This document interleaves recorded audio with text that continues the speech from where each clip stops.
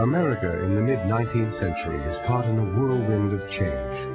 The country's expansion and growth, its limitless possibilities, are exciting to some, particularly artists and writers caught up in the spirit of Romanticism.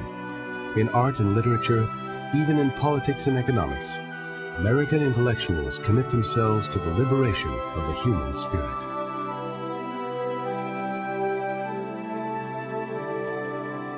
Romanticism was an aesthetic, literary, artistic, cultural movement that came from Europe, or prominently from England, to the United States, and it became popular by the mid-1820s, and it was a movement that stressed sensation. People wanted to be excited by something, and they wanted to have their passions excited. You can see it work itself out in the Hudson River School of painters, who paint wildly colored and beautiful pictures of expansive landscapes and things like waterfalls and storms, what romantics would describe as the sublime, something that's going to both frighten and yet thrill you at the same time. But you also see romantic influence on things like the Transcendentalist movement. Henry David Thoreau writes about nature in a way that's very informed by a romantic sensibility. He talks about the majesty of the West and the ability of nature to inspire great thoughts in human beings, and that we all ought to be taking a walk out into the wilderness every day to sort of consider what nature has wrought around us. And usually that's nature with a capital N. I went to the woods because I wished to lie deliberately, to front only the essential facts of life, and see if I could not learn what it had to teach, and not, when I came to die, discover that I had not lived. And so it was a time when America had come up with enough native intellectuals and writers that they could really advance their own sort of sophisticated intellectual movement, which Europeans had kind of questioned whether Americans ever would be able to come up with such a thing. The concerns of the Transcendentalists are also reflected in the emergence of several utopian experiments. The groups I've been most interested in have been groups that have been formed by reformers who, especially in the 1840s, hope that a more cooperative form of society will enable them to not only help them achieve their aspirations, which are to bring about reform, particularly the abolition of slavery, but also can enable them to live a way of life which they see as preferable to the competitive household-based societies that they find themselves in. Many of them emerged in reaction to the economic system that was growing in the United States in the first part of the 19th century, an economic system that is capitalist and market-based, an economic system which is increasingly dependent upon slavery. Among communitarian groups in general in this period, there is a contrast between some religious groups, the most famous of whom are the Shakers, where the organization is essentially fully communal. The group owns property, but individuals in it don't. More common, although less successful in terms of their longevity, were groups like the one I studied in Northampton, set up by followers of the French theorist Charles Fourier, who called themselves associationists in the 1840s, who didn't abolish private property, but constructed more or less complicated systems that we might call cooperative rather than communal. Robert Owen, the English industrialist who established his society at New Harmony, Indiana, not necessarily totally in opposition to capitalism because he himself was an industrialist, but as a way to make kind of an enlightened class of workers that would stress education and equality and a kind of countercultural look at capitalism. Many of the utopian societies did not last for very long because most of them were not very practical and they could not sort of support themselves. Attempts to liberate the individual and impose order on a changing world also spawn efforts to remake society. One of the most influential reform movements of the era is the crusade against drunkenness. Some parts of the temperance movement were popular among the working class, particularly what was called Washingtonian temperance, in which people would sign the pledge, as they called it, that they would not drink alcohol or they would not drink hard liquor particularly. Some social elites pushed temperance as a kind of social control, a way to cut down on social problems, cut down on poverty, cut down on the abuse of women, because alcohol did cause a lot of problems, but really to improve the working conditions for their workers. The other prominent group that's very active in temperance movement is women.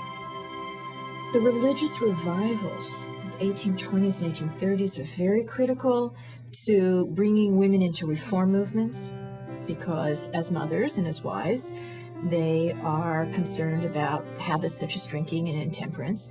Drinking is correlated with violence, it can drink away wages, etc. So women get mobilized in a public political issue. At first, within the temperance movement, it's moral suasion and prayer, but over the century, women also get involved within politicking for change in the laws. During this same period, another major reform movement begins to take hold. Total abstinence from slavery. And it was put in these sort of religious evangelical terms among most abolitionists. Now, we're not talking great numbers here, but these people were absolutely devoted to this cause in a way which is quite outstanding because the idea that some people should be slaves was part of the world tradition. The first major abolitionist voice that we know today is William Lloyd Garrison, who began his paper, The Liberator, in 1831. And he gathered around him in his American Abolitionist Society a group of men and women, white and black, who began to speak in northern cities at first about the evil of slavery. And they comprised a group we call the radical abolitionists, the people who advocated immediate abolition of slavery in the South and demanded equal rights to African Americans. Now, this was unheard of. Their voices were very unpopular. Northern audiences did not want to hear them either. There were the radical abolitionists, and then there were political abolitionists who believed that you had to compromise your moral principles sometimes. You had to work with a political system that wasn't as friendly to what were extreme views of the radical abolitionists then. The abolitionists were deeply affected by the Declaration of Independence. They would use Jeffersonian language. But I must say there's another form of freedom talk that many of the abolitionists used, which was a little different than the one they inherited from the revolutionaries.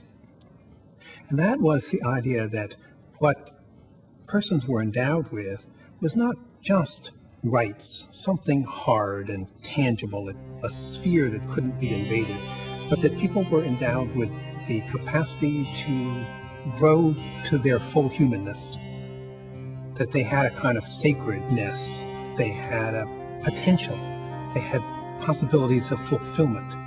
And so many of the abolitionists preferred this language to the rights language. The support for abolition is not confined to the northern tier of states. There were some voices in the South that opposed slavery, who believed in American colonization society. The idea to remove the free blacks who were a danger because they had freedom and they might cause insurrections and cause disruption. That was one motive. But also the Christian motive that slavery itself encouraged evil among the white people. Not that it was evil in relation to the blacks so much as the freedom to be cruel was so great that it encouraged impulsive behavior, and some Southerners felt that that was the real problem with slavery. Not so much its effect on the black man himself, but on white morals. Northern abolitionists who venture into the South discover that they are exposing themselves to potential danger. There were tarring and featherings and whippings of suspected agents of the abolitionist movement. And sometimes workmen from some other part of the world would make a comment against slavery, and they'd find themselves in trouble. And of course, that became more and more a problem as the war neared, because there were a lot of Yankees in the South itself. You also had powerful black voices coming out and speaking, black voices like Frederick Douglass. As a young man, a slave in Maryland, lived in Baltimore, escaped by the railroad, came to New Bedford, Massachusetts, and discovered a power within him to communicate, and began speaking to anti-slavery societies, was taken up by William Lloyd Garrison and other prominent radical abolitionists such as Theodore Well. And all these men were gifted speakers. Allow me to ask, citizens, why am I called upon to speak here today? What have I or those I represent to do with your national independence? Are the great principles of political freedom and of natural justice embodied in that Declaration of Independence extended to us? The justice, liberty, prosperity, and independence bequeathed by your fathers is shared by you, not by me. This 4th of July is yours, not mine. You may rejoice. I must mourn. Do you mean, citizens, to mock me by asking me to speak here today? Above your national tumultuous joy, I hear the mournful wail of millions. My subject then today, fellow citizens, is American slavery. Standing here with God and the crushed and bleeding slave on this occasion, making his wrongs mine, do not hesitate to declare with all my soul that America is false to the past, false to the present, and solemnly binds herself to be false to the future.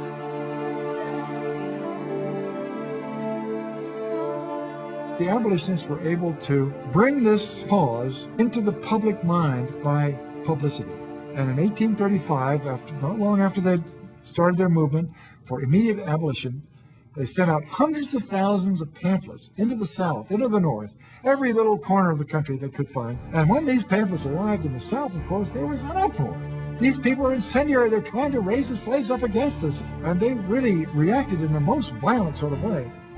Garrison's burning of the Constitution in 1840 is the classic symbolic example.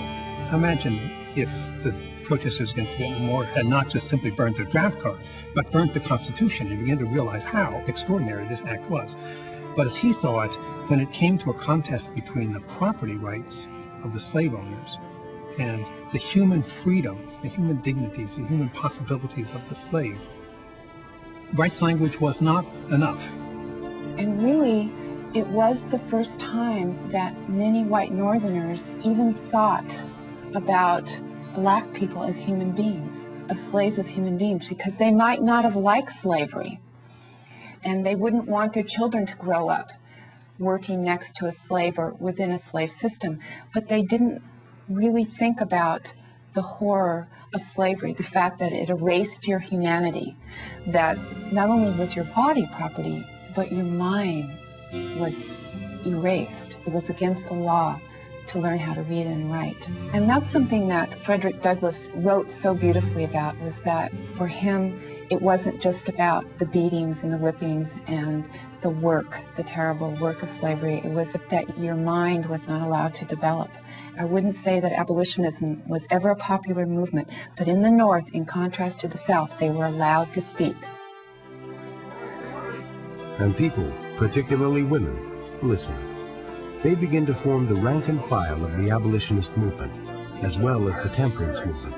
It was women largely who distributed petitions, who went door to door violating the cult of true womanhood, but nevertheless went door to door, went to their neighbors' houses to get them to sign anti-slavery petitions largely out of their feeling about what slavery was doing to family life. I think that's a tremendously powerful moment in American history when thousands and thousands of women, and the petitions are still at the National Archives. One can actually go and look at them and see what it took for an individual woman not only to go door to door, but to actually sign her very own name to the public statement. They are statements about slavery, and they are statements about what slavery can do to the minds of those who are not enslaved. Women also begin to speak out to larger audiences. We are familiar with the names of Sarah and Angelina Grimke, who were white slave owners in South Carolina, who became opposed to slavery. They broke the law by teaching their slaves to read, which of course was illegal, lest slaves be able to learn about abolitionism and criticize their system. They eventually left the South and moved to Philadelphia, joined the Quaker meeting, and became involved in the anti-slavery movement. And William Lloyd Garrison heard about Angelina Grimke. She wrote for The Liberator, and she began to go around and speak in public. It was a crisis in the anti-slavery movement because conservatives who were happy to have women raise money for the cause, or might be happy to have women doing church work or teaching school, the thought of women speaking politically in public to men and women was anathema. You might say that it inspires them to look for women's rights. So there's a kind of trade-off that goes on there. We all know the story of Elizabeth Cady Stanton, who goes to London as an abolitionist with her husband, Henry, to go to an abolitionist society meeting where Elizabeth is excluded and from the meeting and confined to the ladies' gallery. And so Garrison and some of the men said, well, if they can't sit down here, we won't either, and went up and were their allies and sat with them. And the story goes that Elizabeth Cady Stanton and Lucretia Mott were sitting there in the balcony and said, someday we'll have to do something about this issue. This is 1840. The fact that they were women, and that at the same time they had something to say which they didn't think men were understanding, and that something had to do with their relationship with female slaves as women, with slaves as mothers, with the issues that slavery raised for family, for child rearing, for mothering, for who gets to keep the baby that's produced by a slave woman. And that those issues created a connecting link among white northern women who may never have seen a slave. And then they themselves began to think about, well, wait a minute, we as women are also not treated equally in this society. And they started to work on both intellectual and social justifications for women's equality. And it really split apart the anti-slavery movement about whether the men would support women's right to speak in public. And what kind of response is there to these early feminist ventures? The response to the early feminists ranged from absolute silence to outrage. They were not warmly received by very many people at first. There was also skepticism from some parts of the population, from working class women and from African American women, that maybe this movement had nothing to do with them. There were prominent exceptions to this. So someone like Sojourner Truth, who was a black anti-slavery activist and also a black feminist. She herself was a former slave and was active in both movements. Well, children, where there's so much racket going on, there must be something out of kilter. I think between the niggas of the South and the women at the North all talking about rights, the white men will be in a fix pretty soon. But what's all this here talking about? That man over there says that women need to be helped into carriages and lifted over ditches and have the best places everywhere. Nobody ever helps me into carriages or over mud puddles or gives me my best places, and ain't I a woman? Look at me. Look at my arm. I have plowed and planted and gathered into barns, and no man could head me. And ain't I a woman? I could work as much and eat as much as a man when I could get it, and bear the lashes well. And ain't I a woman? I have borne 13 children and seen most sold into slavery. And when I cried out with a mother's grief, none but Jesus heard me. And ain't I a woman? See that little man in black over there? He says women can't have as much rights as men because Christ wasn't a woman. Where did your Christ come from? Where did your Christ come from? From God and a woman. Man had nothing to do with him. If the first woman God ever made was strong enough to turn this world upside down all alone, then all these women together ought to be able to turn it back and get it right side up again. And now that they're asking to do it, the men better let it.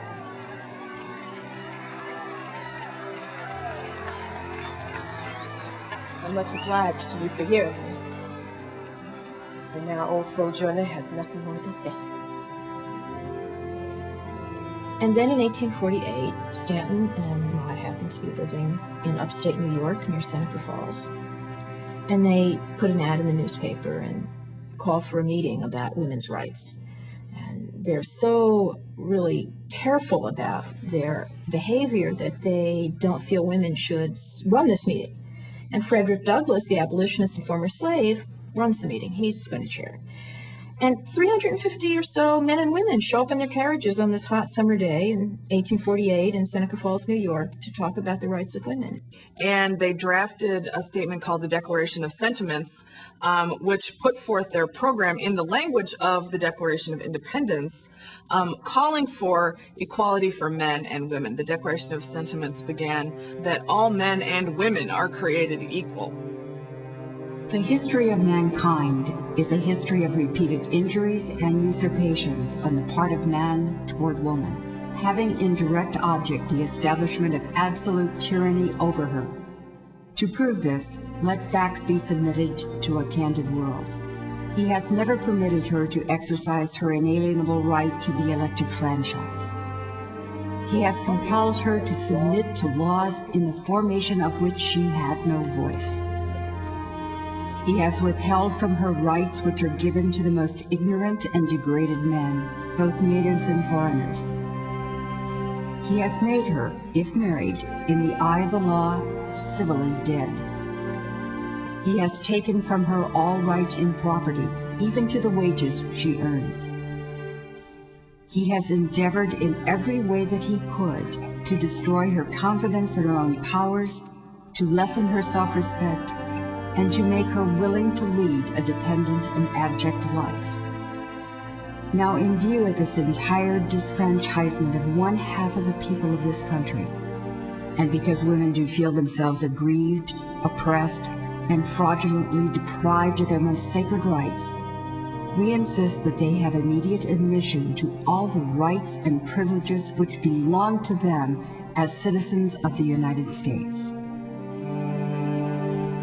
After some criticism, much debate, and a few alterations, the resolutions are adopted. And what impact did any of these efforts have? It was not a widely accepted movement, although they did have successes fairly early on. They were a very persuasive bunch. And so, for example, when they had a campaign to gain married women's property rights, that's one of the places that they gained some hearing in the upper echelons of government.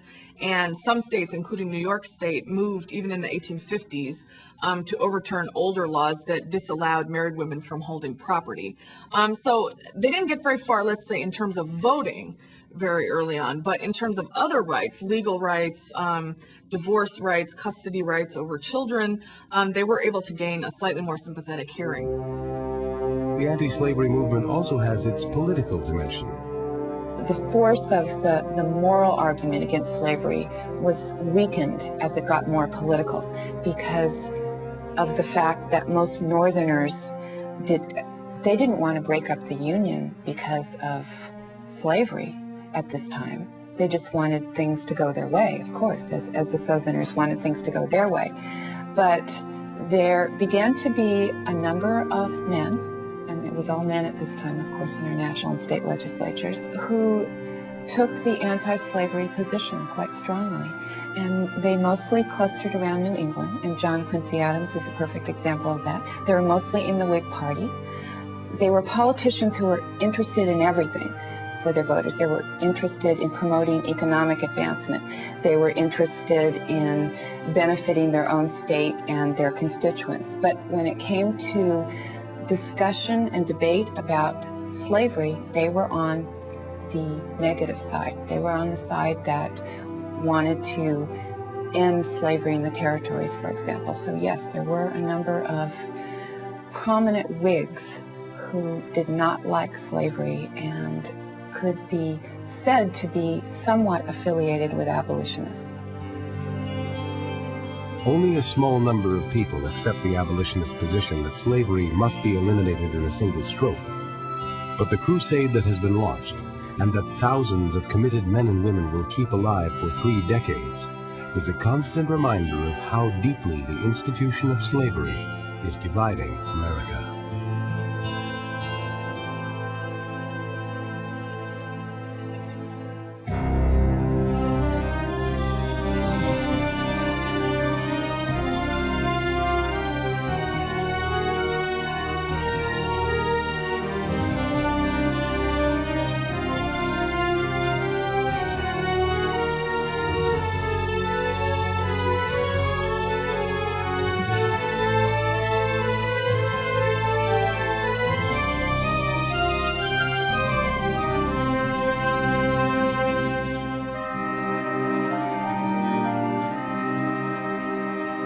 The Unfinished Nation is a 52-part American history series. For more information about this program and accompanying materials, call 1-800-576-2988 or visit us online at www.intelecom.org.